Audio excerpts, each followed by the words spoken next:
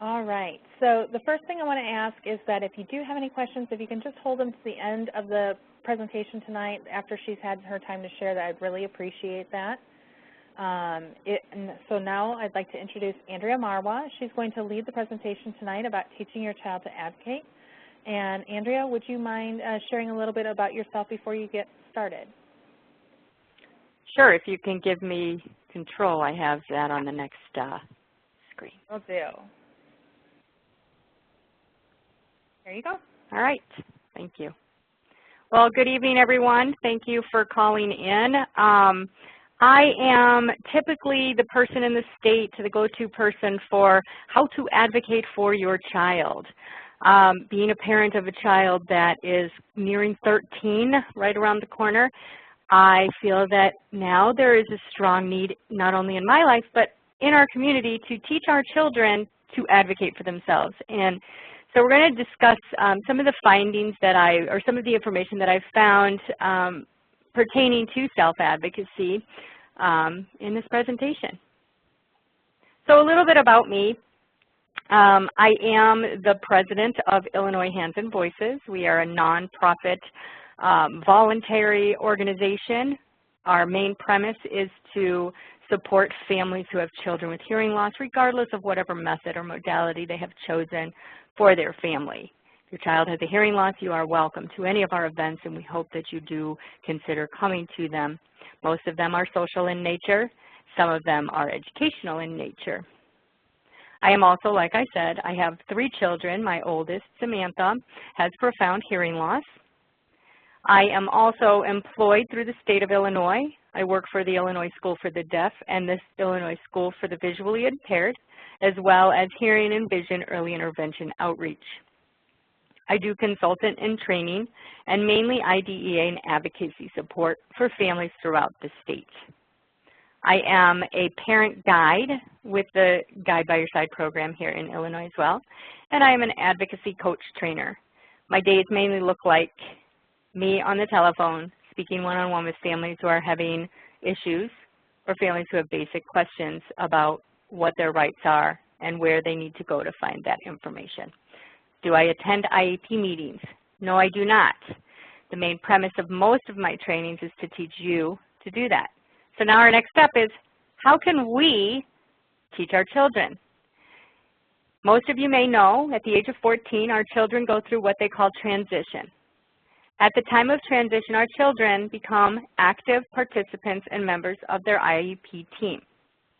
They need to know at that point how to advocate and how to ask for the things that they need. The only way to do that is to start now, if you haven't already, to teach them how to self-advocate and be comfortable with that. I'm sure all of you remember that first time that you had to advocate for your child and the uncomfortable feeling that it produced. Imagine being 20 years younger than you are and trying to do that. It's very difficult for children. They want to fit a mold that they don't fit. So it's very difficult for them to go up and say, I need help. I don't understand that. I need you to repeat that. So let's work on ways to teach them how to do that. So where do we start? Well, we start with you. Parents. Parents need to teach their children how to advocate. Yes, we're going to have advocacy goals in our children's IEPs, and we hope that their deaf educator and their educators in the school will be teaching them how to self-advocate and how to ask questions and how to get the answers that they need. But really, these advocacy skills should be started a whole lot sooner than when they're put on an IEP, probably starting in the 2nd or 3rd grade. Here's a good quote from Ann Landers. It's not what you do for your children, but what you have taught them to do for themselves that will make them successful human beings.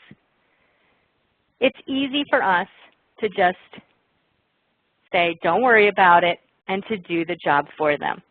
I deal with it every Saturday when it's time to do laundry, and that job belongs to my 12-year-old. And it would be so much easier for me to just go in there and do it, but I can't. I have to step back. I have to let her do it. I have to let her put that red sock in that white load, because if she doesn't do that, guess what? She's not going to learn from her mistakes. I don't know about you all, but I know that some of the best things that I've learned have been learned through a big mistake that I've made. Our kids need to make those mistakes too. We have a tendency to try and surround them, try to protect them. But in the end, if we continue to try to do that, we'll find that we're not really protecting them. We're kind of setting them up to not succeed. Have you ever let your child see you fail? I remember when I was first becoming a parent and I would read the parent guides and all those magazines and newsletters and things because I wanted to be the best parent I could be. And I remember learning things like, you know, it's unhealthy to let your children see you yelling at each other and having a disagreement, and you know, you need to do this and that. And then I would read another article that says it's so healthy for your children to see you have disagreements, because if they live in a household where there's never disagreements, when they get out into the real world and there's a disagreement, they're not going to know what to do with it.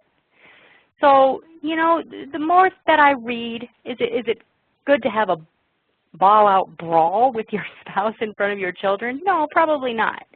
But it is okay to have disagreements and show children healthy ways to overcome those disagreements and come to a reasonable compromise. So let them see you as a human. It's okay to make mistakes. It's okay to stub your toe and say, gosh darn it. It's okay, because we're human. We're not these superheroes. We should, yes, we want them to look up to us and we want them to trust us. But we want them to understand that, yeah, you know, mom and dad, they make mistakes sometimes too. And look, it's okay. They're doing okay. So then that gives them the permission to make the mistakes themselves.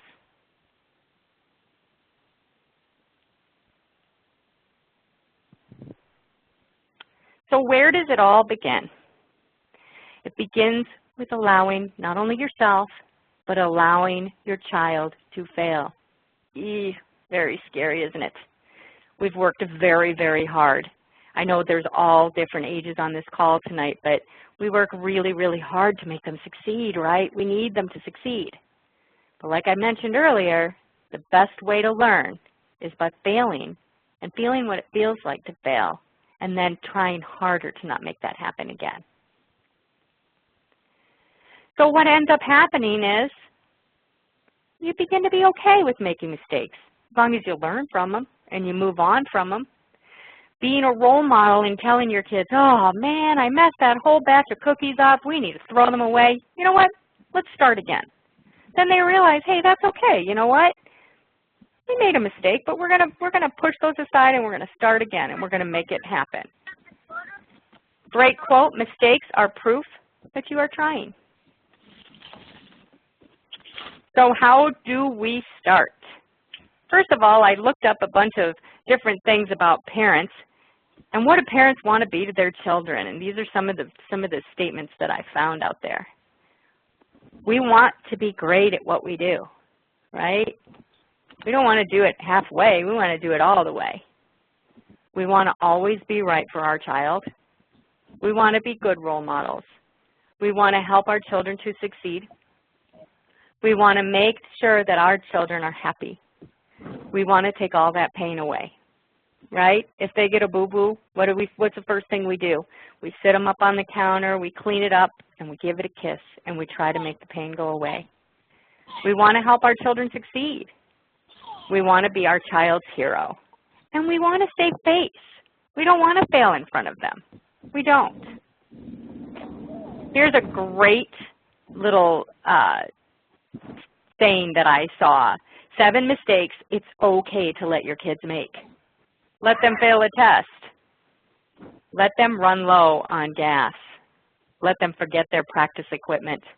Let them leave their homework at home. Let them forget their lunch. Let them wear dirty socks. And let them miss the target. Now I remember when I first started, probably 3rd grade, my daughter was in 3rd grade, and she was playing the cello. And, you know, it was her responsibility to make sure that that cello went to school every Wednesday. And so I made a rule. I will bring your cello to you 1 time if you forget it. After that, sorry, I can't do it for you. After that one time that she forgot it and I took it to her, I reminded her that this is the last time I will bring it to her. Do you think she might have forgot it again? Darn right she did. And Mom did not take the cello. And it was very hard for me to not take that cello, but she needed to learn, and she did not forget her cello again after that. So let's define self-advocacy. It is a person who takes responsibility to express their own needs and desires in a straightforward and unconfrontational way. It includes a set of skills that I will go over in a few minutes. But here's the thing. For anyone that's ever taken my advocacy courses and how to advocate for your child, the number one thing that I always try to drive home is to behave and to get along and to have respect for the people in your meeting. That's the way you earn it. The same thing goes for our kids. We don't want our 7- and 8-year-old kids to go into the classroom and say, this is what my IEP says, and I need to have that. No, we want to make them understand that there's ways to talk to educators when things aren't right, and there's ways not to. So we don't want them to be bossy. We don't want them to be the kid that's constantly complaining and constantly raising their hand. We want them to be problem solvers. So we want to give them the tools that they need to succeed in that respect. So here's some items that show what a self-advocate does and how they are good at it. First of all, a little saying on the left side panel here for those of you who have the presentation, self-advocacy. Know yourself, know what you need, and know how to get it. Pretty straightforward. So speaking up for themselves, that's a big one. You know, I don't know how many of you have children in junior high and high school, but I can tell you in junior high that they don't want to raise their hand because that makes them different. So we as parents need to work with them on other ways that they can get that ability to advocate for themselves. And maybe it's not constantly raising my hand, raising their hand, raising their hand. Maybe it's waiting until there's a lull in the conversation, calling the teacher over and having a conversation of some sort at that point. A self-advocate is able to communicate their strengths, their needs, and their wishes. They are able to listen to the opinions of others, even when their opinions differ from the child's. We learn that in IEP meetings every day. Or if you have a confrontation or a disagreement with your educators for your child, then that's part of advocacy. Okay, I'm going to allow you to have your own opinion, and then you're going to try and convince them of what you need and why. Same goes for your child. Obviously, those skills are going to develop over time. They're not going to be entering kindergarten and being able to sit at an IEP meeting and, you know, Mom and Dad, you really don't need to be here. That's not going to happen. That will not happen until they're 14 and older. But you know, starting those things now is absolutely a good thing. Having a sense of self-respect. So, you know, we build that at home, right? We tell our children, you can do anything. There isn't anything you can't do. If you want to do something, try it. You know, you'll never know if you don't try it. Taking responsibility for themselves. Knowing their rights. I've begun to teach my child what IDEA and ADA mean. What do they mean for her? So there are obstacles, as with everything. Personality. Some kids are just not that great at raising their hand, hearing loss aside. They're more introverted. They're a little more shy. Age, obviously, the younger they are, the more difficult these challenges and these obstacles are for them. Peers, right? We want to be like everybody else. And if I'm constantly stating that, you know, this isn't working or I can't see this, then, you know, my peers might look at me like, ugh, well, why does she keep doing that? So that's an obstacle for kids. Educators, they are huge obstacles, believe it or not. Not all of them, and most of them are terrific. But you'll get one. My daughter, for instance, had one last year. I'm loud enough. She doesn't need an FM system. Not in my class, because I talk really loud. So, you know, there's an obstacle. For a 12-year-old girl, she's going to say, okay, well, he talks loud enough. So what's the education point for me? It's to teach her that it's not just an amplification device. There's other things that an FM system does for her in that classroom so that she understands. And then obviously as her parent and my minor child, it's my responsibility to make sure that that educator understands by, getting another lesson, maybe from our hearing itinerant or whatnot. And having Samantha say, this is how it helps me. And parents can be obstacles as well. Sometimes we just want to do everything for them. It's easier. Loud restaurants, it's easier for us to order. Or what if they only use ASL? Do we want them to have to write it on a sheet of paper? Well, someday, Mom, Dad, you're not going to be there. So it might be a good idea to, let them write it on a piece of paper what they want, or be able to point to it and get confirmation. A person doesn't need to know American Sign Language to understand what someone's trying to order off of a menu that's written and in front of them. So these are some of the things that you need to start thinking of. So when should my child start self-advocating? Very, very young. As soon as they can think, they should start asking. We want them to ask for this. We want them to ask for that. We don't want to just, give, and never have them do anything to get it for themselves. So make them ask for something if they want it. They're going to point and they're going to get all, we know when our children are at the beginning of our journey and they're frustrated, their vocabulary isn't there. So we need to help them overcome that frustration, and we need to make them ask for something that they want. Come on, show me. If they can't use their voice, come on, show me. And then when they get over there, you use your voice, you use your sign, you show them, and you teach them that. And then the next time you expect them to do it. Make them order their own meals at a restaurant. I know there are many parents out there who still order for their 14 and 15-year-old hearing children. Make them order themselves. They can do that. You can help them decide what they want. What do you want? What do you see? Every restaurant that we go to with our kids has picture menus. So they can point at it. If they can say it, they need to order it. They need to be able to look up at that server, and they need to be able to place their order. Make them buy their own items in a store. If your children make an allowance and they want to purchase something at a store, show them how to do it. It allows them that ability to have a communication with someone other than Mom and Dad, and not just standing behind while Mom and Dad does the work for them. Make them ask a salesperson a question. If they ask you a question that a salesperson knows the answer to, you probably know the answer too, but I think it's always a good idea to take them over to the salesperson and say, ask them your question. If your child uses ASL, they can ask you and you can interpret for your child. Perfect. It's showing them and it's giving them the authority to ask those questions for themselves. We're not always going to be there. We don't want our children entering college or the work world and not being able to ask questions and not being able to get answers that they need because we've done everything for them.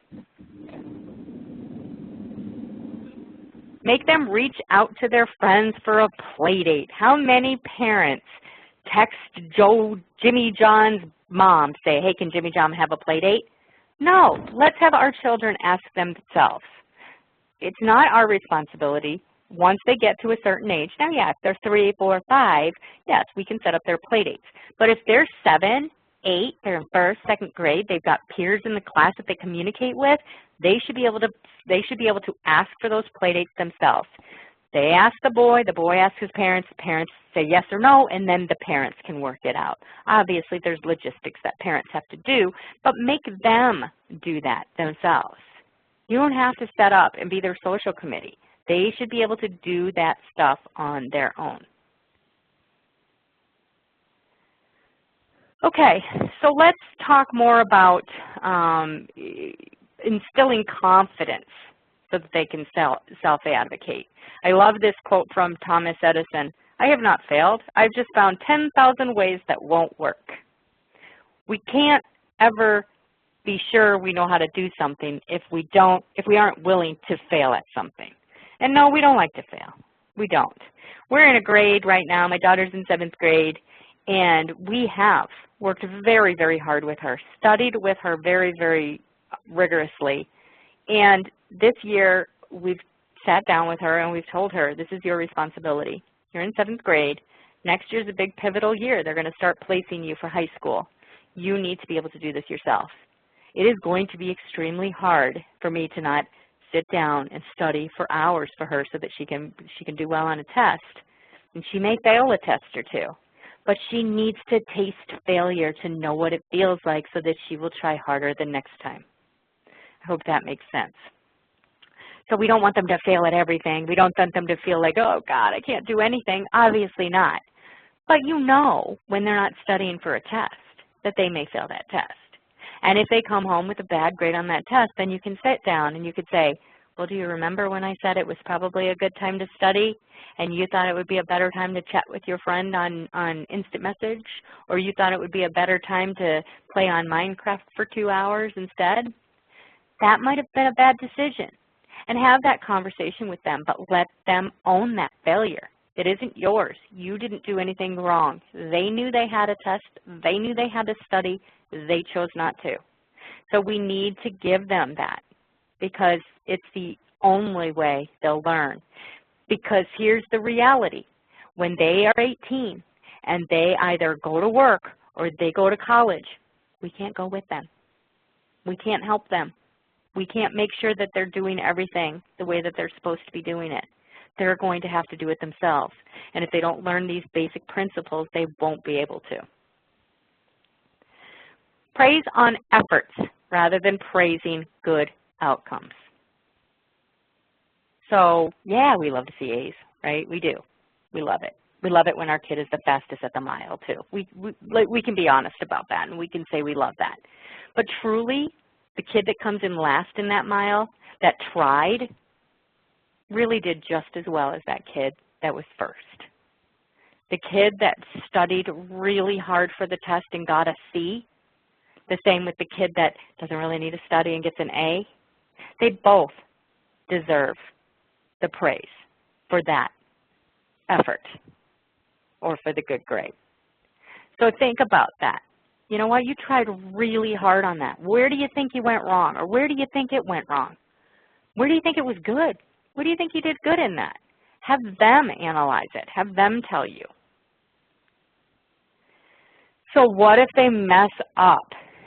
Well, if you let them make decisions that you know are wrong, then they're going to learn from it. If they go to school in red and purple, you know, someone might say, hey, you know, you don't really match. And that's a hard one for some of us parents, especially with our little girls, our little princesses who are supposed to match, and all of a sudden, you know, they're wearing the same socks they've had on for 4 days. They haven't brushed their hair or their teeth, and you need to let them go. You ask them and ask them. If they're not going to do it, they need to go, because one of these days their peer is going to say something. And that's the best learning tool there is. We can say it until we're blue in the face. A peer says it, and they're like, whoa. And obviously unsafe decisions. If they say, hey, I'm going to jump off of that bridge and see what happens, yeah, that's when we can step in and say, you know, this is probably not a good idea. I'm not saying to do those types of things. But, you know, if it's, you know, wearing something, wearing shorts in December, you know, that might not be a really good decision. But you know what? When they come home and they are freezing, chances are they won't wear the shorts again. All right. Allow your child to have their own opinion. They can have an opinion. They can tell us what their opinions are and you know, encourage this from them. What do you think of that? You know, try and have those conversations that allow them to voice their concerns. The more open you are with your child, believe it or not, the more open they will end up being with you. The more conversations you'll have. My daughter takes a while to tell me certain things, but I always know in time she will. I can always tell when something, maybe something socially hasn't gone well. I can tell by her disposition that something's up. I ask, do you want to talk about it? No, nothing to talk about. Okay. guarantee it by 9:15, 10 o'clock at night when she wants to stay up later, she'll want to talk about it. And that's okay. She needs her time. Also, when planning your child's education, allow them to have opinions. Allow them to say, you know, this just isn't working for me. Ask them why. They might actually have something, you know. For instance, gym. Children who use FM systems in gym find it very difficult because it's very echoey, gym teachers jumping around, FM systems flying all over the place. It took me hearing my daughter say, it's really uncomfortable because I'm just hearing all day long when I'm in gym. So that I allowed her to express that opinion and state what didn't work, and we tried it a different way, and you know what? She got her way with that. And those things are okay. They know what works and what doesn't work. Give them choices throughout the day. Okay, so make them make a decision on something. Do you want to do this or do you want to do this? Do you want to do your math homework first or your reading homework first? Let them choose. They need to get the things done, but let them choose which one they want to do. It allows them to make choices. It allows them to understand that they do have a say in some form of how their life is and how their day looks and how it moves, how that day goes. Okay, so now they're getting a little bit older. The verdict is out on when to have your child start attending their own IEP meetings. By law, at age 14, they will start attending their IEP meetings, but when do we start before that? You know, these meetings can be boring, right, for a kid.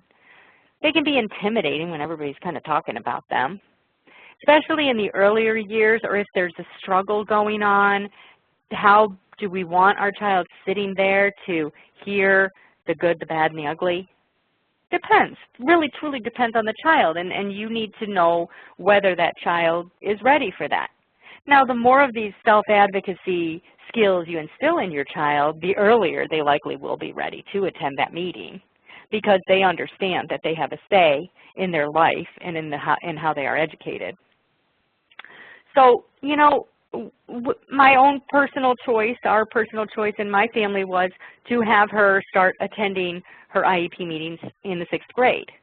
And no, she did not come for the entire hour meeting. She came at the very end, and she has a bulleted list basically that her and I prepared together of things that help her during school.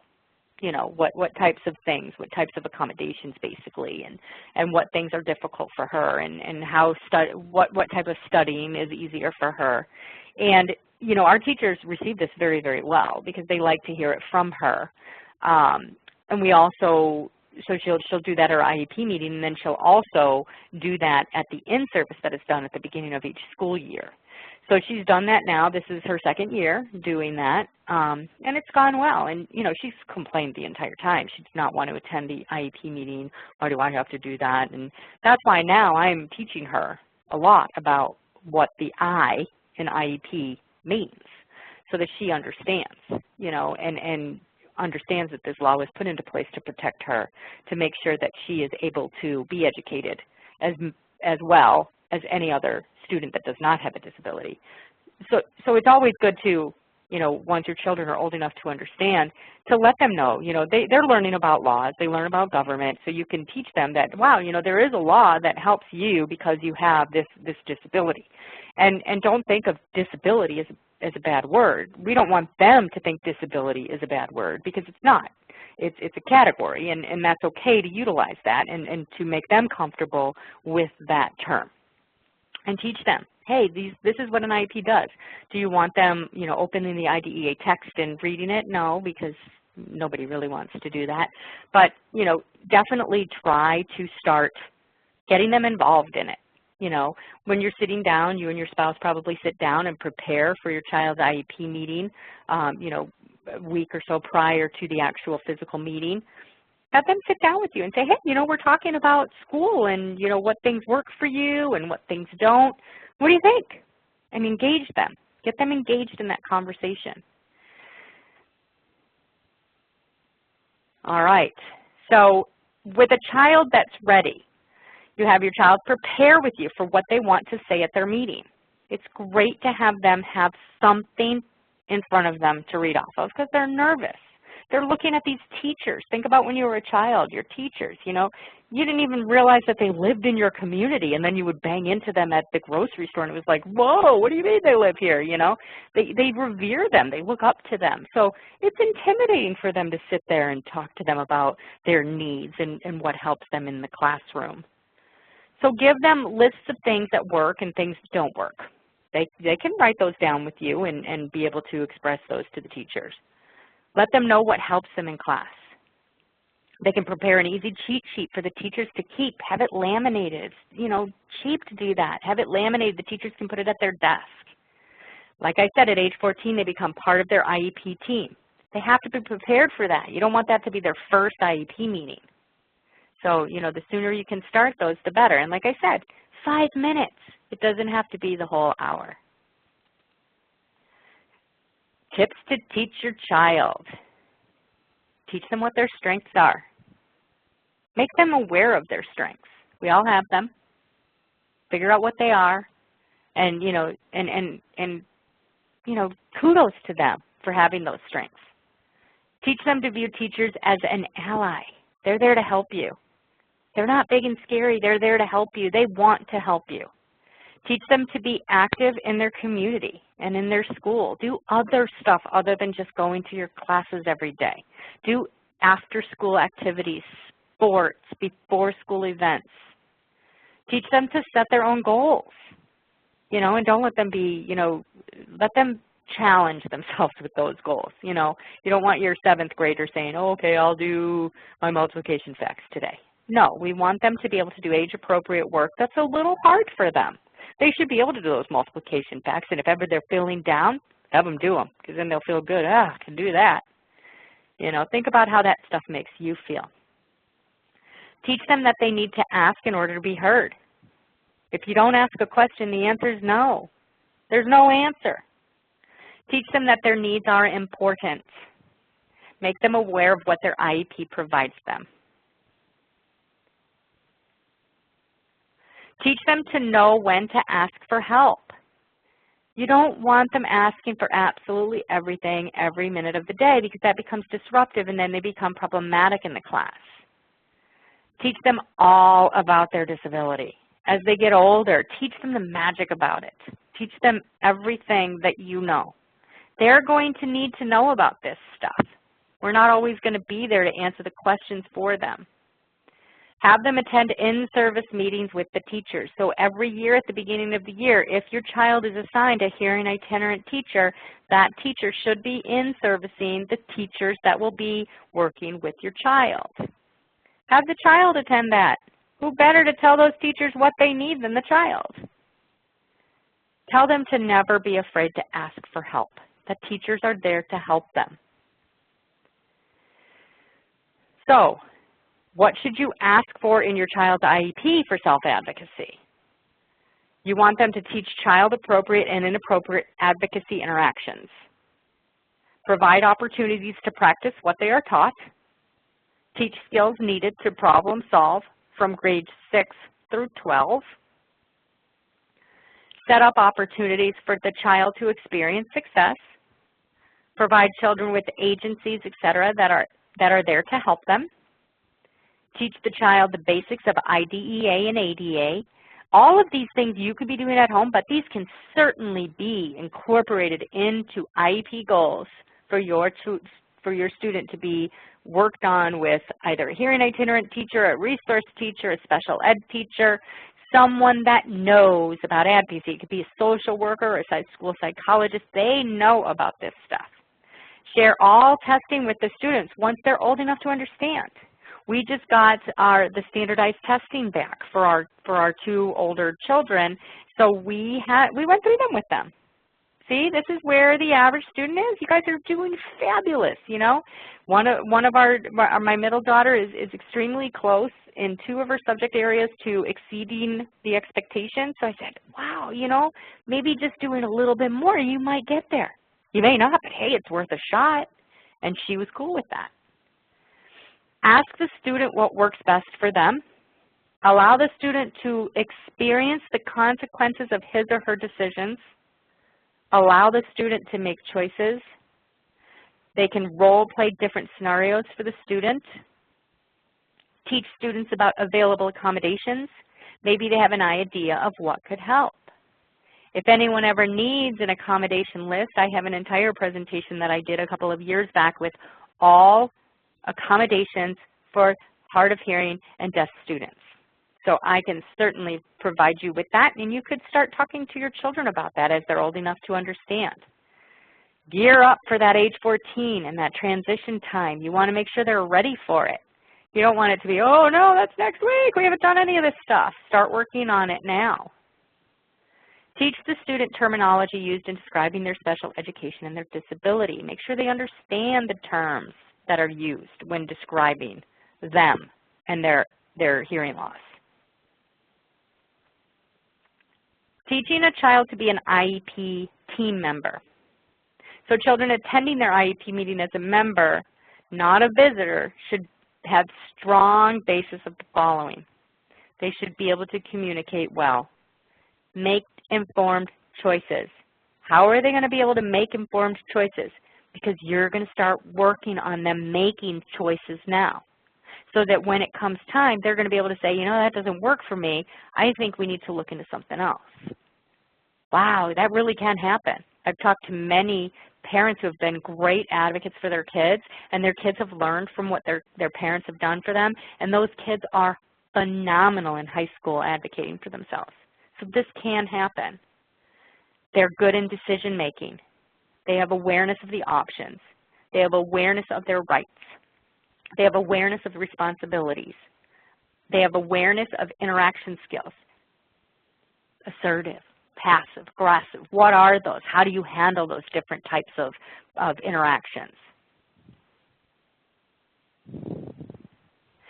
Remember to laugh. I saw a great quote from Bill Cosby.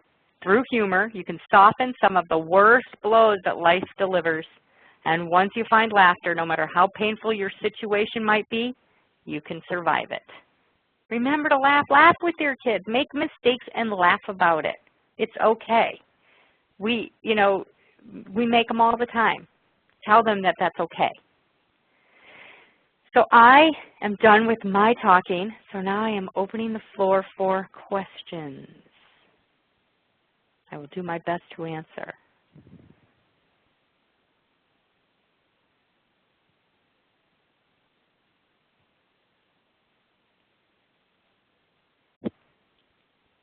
Have I put everybody to sleep?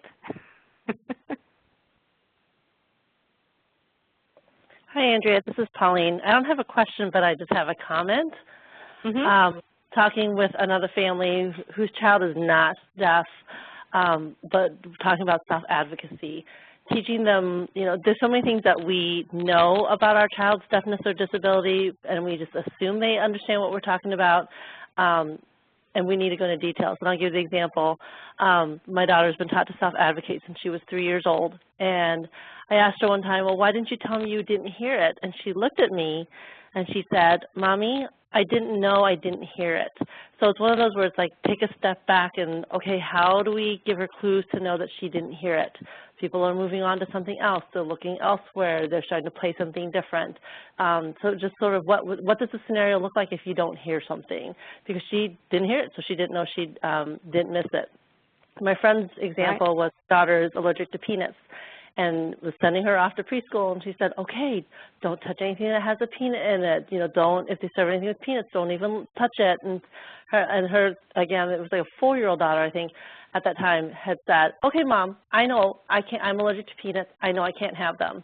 And my friend felt very confident. And then the daughter turned around and said, what does a peanut look like? And the parents done such a great job of keeping her peanut-free environment that her daughter had never actually seen one. So part of that self-advocacy is teaching our children what they're missing or what they need to know. All good points. Excellent. Thank you for sharing. Anyone else?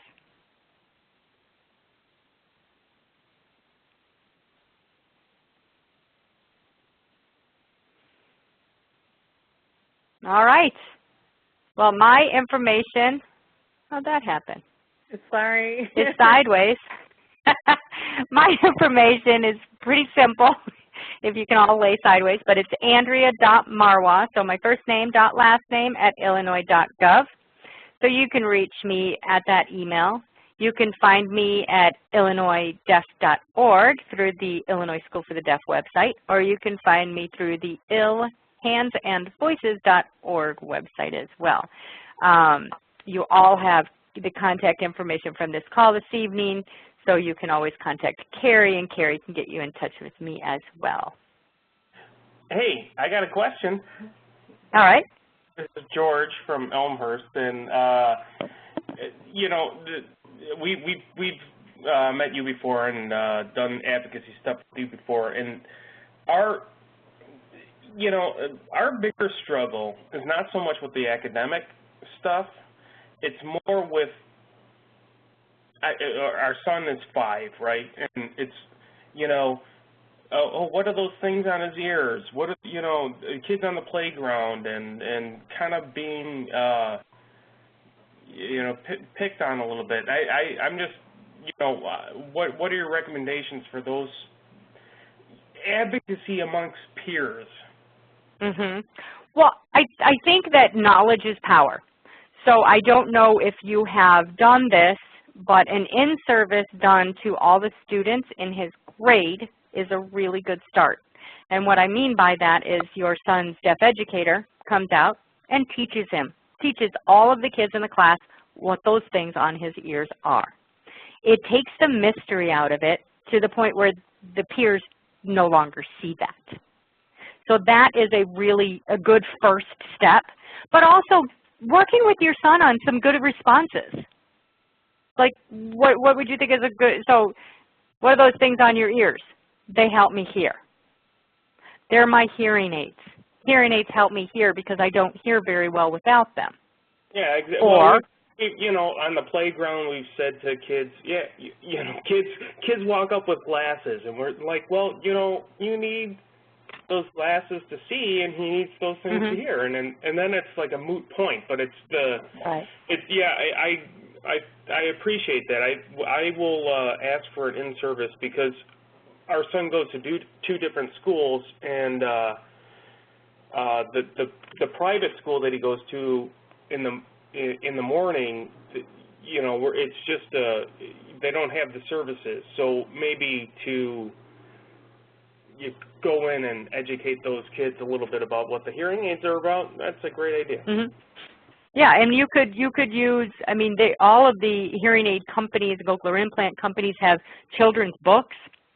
In the past, when my daughter was young, like your son, I actually contacted those hearing aid companies or the cochlear implant companies and said, can I have 30 of those books? They sent them right out to me, and every kid went home that day. So not only that kid knew that there was a kid in their class with hearing loss and what it was, but Mom and Dad got to see that book when it came home as well. So when your son goes on a play date, it's not this, whoa, what's that? It might be a little bit more, wow, oh, that's right, he's the kid, oh, that's right, the book. Yeah, thank you for that. I will. No problem. I will contact them. Yeah, absolutely. Any other questions? Comments? Things that work for you? Andrea. All right. Well, who is it? Melissa. Hello. How's it going? Good. I have found one thing that works. My daughter, Rosie, is very outgoing. That our audiologist has figured out that if we make her hearing aids into a game at the beginning of the year, actually her hearing itinerant, like she will take them out and they will play a game with her FM system and with her not having her hearing aids in so that the kids can actually see that she can't hear when she doesn't have them in, just like another kid can't see when they don't have their glasses on. Right. And so it kind of puts it in a little bit of a better perspective besides just seeing the pictures in the book and what the book says. But we also do take the book at the beginning of the year and read the book at the beginning of the year so that everybody can see and know what it's for and kind of give everybody an in-service. But we do it ourselves. Yeah, and that's always a possibility because, you know, sometimes it's just easier to do it yourself. And our Hearing Itinerant did a very similar thing where they would do the number game. So, you know, my daughter would walk outside the classroom and one of the kids would say something into the FM, and then she would come in and say what that kid said, and they were all like, whoa, you know, because it was the coolest thing. So that's always great because then it puts it on a fun level and it's not intimidating. It makes it, wow, this is nothing. This is cool, you know. So excellent, excellent points. I have something to say. This is Anita through an interpreter. Yep. Go ahead, Anita. Yes. This is Anita, and I'm really wondering about ages, about when a parent should begin to teach a child to self-advocate. What age should a child first attend an IEP meeting or part of one? So when should a child start beginning to say things during an IEP meeting? Maybe a child's hard of hearing and they want to learn to play a musical instrument like a trombone, and how to discuss something like that during an IEP meeting. What age do you recommend beginning things like that? Okay. So for the child, it's going to be dependent on the individual child. Some kids are going to be ready in 3rd grade to actually step up in their IEP meeting and say what works for them. Some kids are not going to be ready until 6th grade. So it all depends. There's no sure age. Each parent is going to have to determine, you know, like Melissa was saying, her daughter's outgoing, so she's probably ready for that. She's possibly ready to have a pop their head into her IEP meeting now. She could probably do that and say, hey, you know, these are the things that work for me and these are the things that don't. And of course, you know, as a parent, we can guide them. As far as they have to come age 14. So that's why, you know, determine when you think your child specifically is ready for that. All personalities are different. You know, my daughter was terrified when I told her, you know, you're coming to your IEP meeting. And I had to finally sit there and say, okay, here, I got to back up a little bit because I haven't given you enough information because you're afraid to come and do this. So the sooner we teach them, 1, what those IEP meetings are about, and 2, how they can come and help out, then that should happen, you know, when they're ready. Now, to further answer the question that you had about the music and the trombone, our children, that should not have to wait until an IEP meeting to be brought up. If there's music selection, every student, including yours, should be a candidate for that music selection. So that typically occurs in some schools it's 3rd grade, some schools it's 4th grade when their program starts.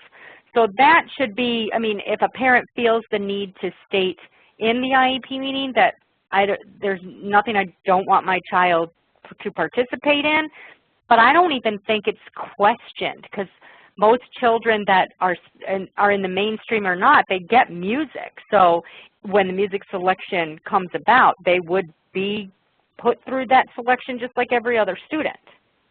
Does that answer your question? Yes, you did. Thank you very much. All right. Thanks, Anita. Anyone else have any questions or comments? You're welcome.